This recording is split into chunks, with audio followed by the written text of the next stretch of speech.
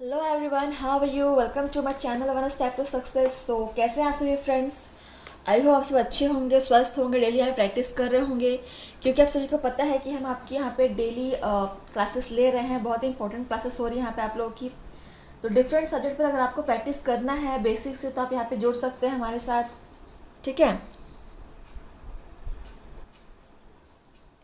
तो चलिए फ्रेंड्स, देखिए आज का जो हमारा सब्जेक्ट रहेगा वो है विज्ञान। तो जो भी यहाँ पे गवर्नमेंट जॉब की तैयारी कर रहे हैं और उनके सिलेबस में अगर विज्ञान का सब्जेक्ट है, बेसिक साइंस का सब्जेक्ट है, तो आप बिल्कुल यहाँ प्रैक्टिस कर सकते हैं, ठीक है? हम यहाँ पे ना सिर्फ छत्तीसगढ़ शिक्षक भर्ती बल्कि इंडिया में होने वाले सभी एग्जाम्स में जहाँ पे विज्ञान का सब्जेक्ट ऐड है उन सब की तैयारी कराते हैं। तो आप बिल्कुल यहाँ पे जुड़ जाइए हमारे साथ और प्रैक्टिस कीजिए।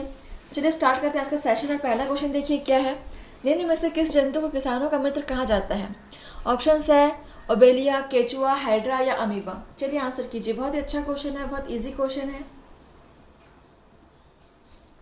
किस जंतु को आप किसान का मित्र कहते हैं? सभी को पता है किसान का मित्र किसे कहा जाता है? केचुआ को कहा जाता है, ठीक है? तो राइट आंसर क्या होगा यहाँ पे? बी हो जाएगा। चलिए अगला क्वेश्चन नंबर 42 देख लीजिए। यहाँ पे मेंढक में श्वसन अंग किस अंग द्वारा श्वसन होता है? तो मेंढक में किन अंगों द्वारा श्वसन होता है आपको बताना है। ऑप्शंस है त्वचा, क्लोम, फेफड़ों या इन तीनों के द्वारा। चलिए देखिए मेंढक में किसके द्वारा श्वसन होता है। चलिए आंसर कीजिए। बहुत ही अच्छा क्वेश्चन है और बहुत ही बेसिक क्वेश्चन है, सभी को पता होना चाहिए इसका आंसर। तो देखिए मेंढक त्वचा से भी श्वसन करता है, क्लोम से भी श्वसन करता है, प्लस फेफड़ों से भी करता है, ठीक है? Option D is correct. Option D is correct, ठीक है? चलिए अगला क्वेश्चन देखते हैं हम। अगला क्वेश्चन क्या है। पाइला, सीपिया आदि मोलस्का संघ के जंतुओं का शरीर प्रवार से ढका होता है, तो यह प्रवार बना होता है। किसका बना होता है प्रवार? ऑप्शंस देखिए। कैल्शियम कार्बोनेट से, आयरन से, कैल्शियम सल्फेट से, सोडियम क्लोराइड से। पाइला, सीपिया पता है ना, देखा होगा आप लोगों ने घोंगे को। घोंगे के बॉडी पूरे बॉडी के ऊपर एक कवर सा रहता है, हार्ड सा कवर रहता है, उसको क्या कहते हैं? सॉरी, उसको तो प्रवार कहते हैं, लेकिन वो बना किससे होता है ये पूछा है यहाँ पे। तो बहुत इंपॉर्टेंट क्वेश्चन है। देखिए ये बना होता है कैल्शियम कार्बोनेट से, ठीक है? तो आप इसको नोट कर लीजिएगा फ्रेंड, बहुत इंपॉर्टेंट क्वेश्चन है, एग्जाम में अक्सर पूछा गया है। क्वेश्चन 44 देखिए। निम्न में वास्तविक मछली है। सो ऑप्शंस है star fish, brittle star, hippocampus या सी क्यूकम्बर। तो देखिए बहुत सारे जो जंतु हैं उनका नाम में हम फिश तो लगाते हैं, लेकिन वो वास्तविक फिश होती नहीं है, ठीक है? तो यहाँ पे वही पूछा गया है। देखिए क्या होगा। जैसे कि हम देखते हैं पहला एग्जाम्पल जो है हमारा स्टार फिश। देखिए स्टार फिश फिशेस की कैटेगरी में नहीं आते हैं, ठीक है? ये एक प्रकार का इकानोडर्मेटा है। इकानोडर्मेटा है, लेकिन इसका नाम स्टार फिश है। तो ऑप्शन फर्स्ट को तो पहले काटो। अब देखो सी ककम्बर। सी ककम्बर को भी हम आपने देखा होगा, उसका शेप जो होता है ना क्यूकम्बर जैसा होता है, ठीक है? इसलिए हम इसको सी ककम्बर कहते हैं, लेकिन ये फिश कैटेगरी में नहीं आता है, ठीक है? और देखो यहाँ पे, तो राइट आंसर क्या होगा? हिपोकैम्पस, ठीक है? Option C is correct. इसका आप नोट कर लीजिएगा। क्वेश्चन नंबर 45 देखिए। मेंढक किस वर्ग का जंतु है? सो ऑप्शंस है ऑस्टिकथिस, एम्फीबिया, सरीसृप या कॉन्ट्रिक्थिस। मेंढक। तो बहुत ही इजी क्वेश्चन है, सभी को इसका आंसर पता है। एम्फीबिया, ठीक है? मेंढक जो है एम्फीबिया वर्ग का जंतु है। Option B is correct. Question number 46 देखिए यहाँ पे। स्तनियों का हृदय कितने कोष्ठ का होता है? ऑप्शंस है 2, 3, 4, 5।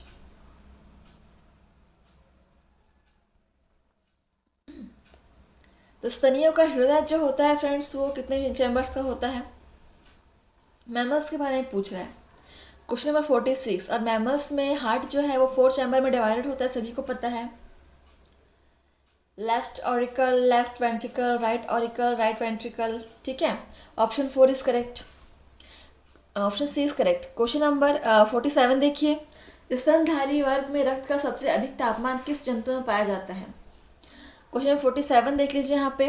क्या बोल रहा है कि मैमल्स में रथ का सबसे अधिक तापमान किस वर्ग के जंतु में पाया जाता है। देखिए ऑप्शन है भैंस, बकरी, मनुष्य, व्हेल।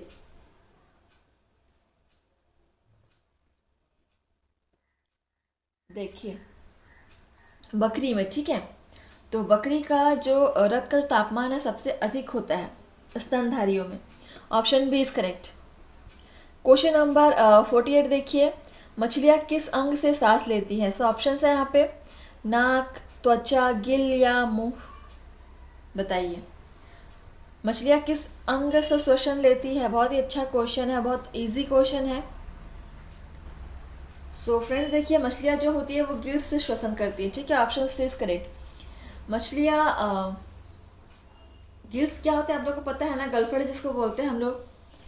क्वेश्चन नंबर 49 देख लिए, रेशम उत्पादन करने वाला कीट है। ऑप्शन है बॉम्बिकस मोराई, एपिस इंडिका, लेसिफर या उपरोक्त सभी। रेशम उत्पादन करने वाला कीट कौन सा है। 49 तो ये है बॉम्बिकस मोराई, ठीक है। Option first is correct. इसको नोट डाउन करके चलिएगा आप लोग, जो भी यहाँ पे इंपॉर्टेंट क्वेश्चन है। 50 देखिए, विश्व में जंतुओं का सबसे बड़ा संघ है। ऑप्शन है प्रोटोजोआ, आर्थ्रोपोडा, हेमिकॉर्डेटा या काइनोडर्मेटा। विश्व में जंतुओं का सबसे बड़ा संघ कौन सा है। काइनोडर्मेटा नहीं होगा, अब बताओ। आर्थ्रोपोडा हो जाएगा, ठीक है। आर्थ्रोपोडा के अंतर्गत ही हम कीटों को पढ़ते हैं और सबसे ज़्यादा दुनिया में कीट ही प्रेजेंट होते हैं। Option B is correct. Question number 51 देखो, सबसे बड़ा स्तनधारी है। स्तर नहीं है वो, स्तनधारी होगा। ऑप्शन है हाथी, डॉल्फिन, मनुष्य, ब्लू व्हेल। चलो आंसर करो। तो फ्रेंड्स यहाँ पे जिन्होंने भी क्लास को सब्सक्राइब नहीं किया वो सब्सक्राइब कर लीजिएगा और बेल आइकन को प्रेस कर दीजिएगा फ्रेंड्स, जिससे आपको डेली क्लास की नोटिफिकेशन मिलते रहेंगे।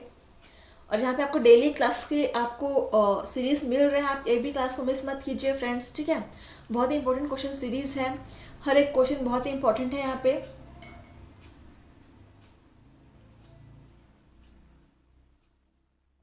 देखिए सबसे बड़ा स्तनधारी क्या है,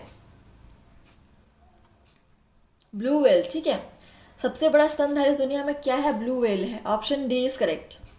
क्वेश्चन नंबर 52 देख लीजिए यहाँ पे, विश्व का सबसे छोटा पक्षी है। सो ऑप्शन है एमू, कीवी, हमिंग बर्ड या गौरैया।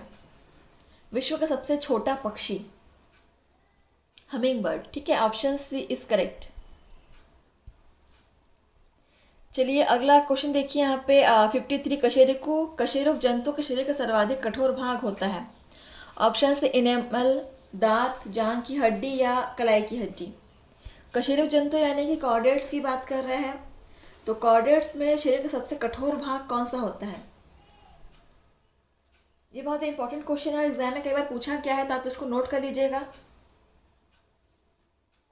ठीक है। तो देखिए 53 का राइट आंसर क्या हो जाएगा।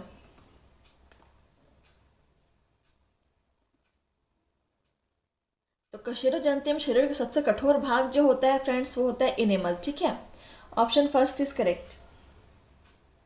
चलिए अगला क्वेश्चन देखिए यहाँ पे, आधुनिक मानव को जंतुओं के किस वर्ग में रखा गया है। आधुनिक मानव की बात कर रहा है, 54 नंबर क्वेश्चन है।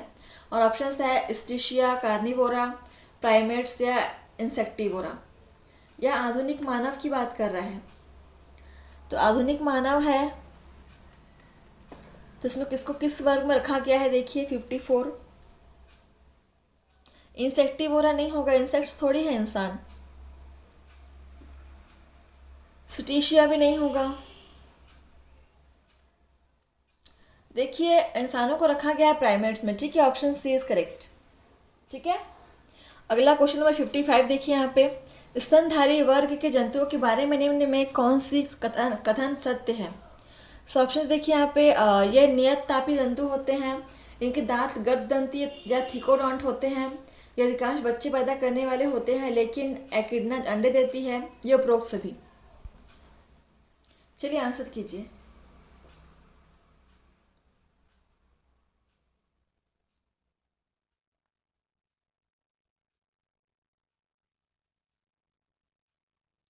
स्तनधारी यानी मैमल्स के बारे में यहाँ पे कौन सा कथन जो है वो सत्य है। देखिए तो ये नियततापी होते हैं, ये भी सत्य है। और इनके दांत गर्तदंती होते हैं, थिकोडॉन्ट होते हैं, ये भी यहाँ पे ट्रू है। ठीक है। अधिकांश जंतु जो बच्चे पैदा करने वाले हैं, लेकिन एकिडना को छोड़कर। हाँ, एकिडना एक अपवाद है जो मैमल तो है लेकिन वो बच्चे पैदा नहीं करता है। ठीक है। तो यहाँ पे मुझे तो लगभग सभी आंसर सही लग रहे हैं। हाँ, तो उपरोक्त सभी हो जाएगा। ठीक है, ऑप्शन डी इज करेक्ट। चलिए क्वेश्चन नंबर 56 देखिए। वेल में श्वसन अंग में होता है। वेल में श्वसन किस अंग में होता है? ऑप्शन है गिल, त्वचा, फेफड़ा या मुंह। तो वेल जो है वो मैमल्स है, सभी को पता होना चाहिए। और इसका श्वसन किस अंग में होता है? चलिए देखिए, वेल जो है वो फेफड़ों से श्वसन करता है। ठीक है, ऑप्शन सी इज करेक्ट। इसको आप नोट कर लीजिए, क्योंकि वेल एक प्रकार का मैमल है। ठीक है, मछली तो है लेकिन इसे हम मैमल की कैटेगरी में रखते हैं क्योंकि ये बच्चे पैदा करती है। ठीक है। क्वेश्चन नंबर 57 देखिए। ऊतकों के अध्ययन संबंधी विज्ञान को कहा जाता है। ऑप्शन है पोमोलॉजी, कॉन्कोलॉजी, हिस्टोलॉजी या एनाटॉमी। ऊतकों के अध्ययन संबंधी विज्ञान को क्या कहते हैं? क्वेश्चन नंबर 57 देख लीजिए। हिस्टोलॉजी। ठीक है, ऑप्शन सी इज करेक्ट। इसको आप नोट कर सकते हैं, बहुत इंपॉर्टेंट क्वेश्चन है। और पोमोलॉजी किसे कहेंगे, कॉन्कोलॉजी किसे कहेंगे, एनाटॉमी किसे कहेंगे, जो आप मुझे कमेंट के माध्यम से बताएंगे फ्रेंड्स, बहुत इंपॉर्टेंट है। और जिनको नहीं पता है वो इनके बारे में सर्च कीजिए क्या होता है। क्वेश्चन 58 देखिए। कोशिकाओं के समूह को कहते हैं। ऑप्शन है उत्तक, अंग, अंगतंत्र या उपरोक्त में से कोई नहीं।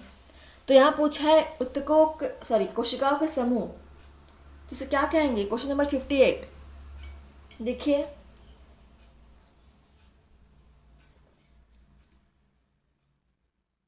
उत्तक कहेंगे। ठीक है, ऑप्शन ए इज करेक्ट।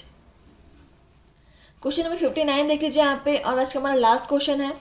पुनरुत्पादन की क्षमता किस प्रकार के ऊतकों में सर्वाधिक होती है? ऑप्शन है एपिथेलियम, पेशीय, तंत्रिकी या उपकला। चलिए, पुनरुत्पादन की क्षमता किस प्रकार के ऊतकों में सर्वाधिक होती है? उपकला ऊतकों में। ठीक है, ऑप्शन डी इज करेक्ट। तो आपका सेशन यहाँ पर समाप्त होता है फ्रेंड्स। आपने कितने क्वेश्चन यहाँ पे सॉल्व किए हैं मुझे कमेंट करके बताइएगा, और आपको सेशन कैसा लगा वो भी हमें बताइएगा कमेंट करके। ठीक है, और क्लास को जितना हो सके आप शेयर कीजिए और लाइक कमेंट भी कर दीजिएगा फ्रेंड्स। तो धन्यवाद, मिलते हैं आपसे नए सेशन में नए क्वेश्चन के साथ। तो आज के लिए बस इतना ही। धन्यवाद फ्रेंड्स।